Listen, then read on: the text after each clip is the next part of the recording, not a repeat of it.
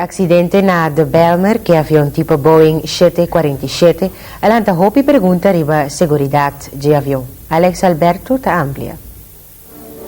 Boeing 747, também popularmente chamado Jumbo, dor de sua aparência impressionantemente grande, a começar a voar desde fevereiro de 69.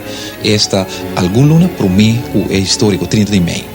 Ou seja, a companhia tem 23 anos de experiência com o avião aqui.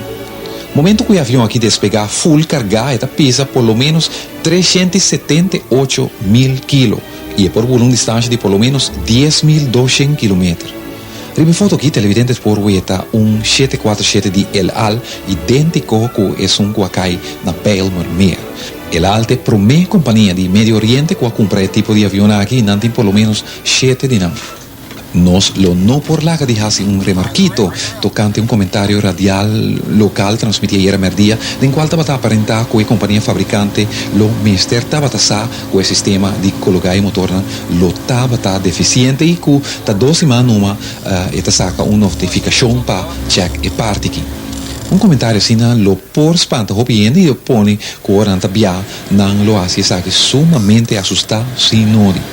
Momento que fábrica ou operador de avião detectar falha abnormal na curva ou de motor de aeroplano, ele passa aqui imediatamente door na fábrica e aqui no seu turno manda notificação para o operador rond mundo para check o sistema ou parte. Motivo que 2 semanas passar numa avisar tocante problema, está simplesmente pede que algum dia promete numa 747 similar su motor a cair para de prometer via.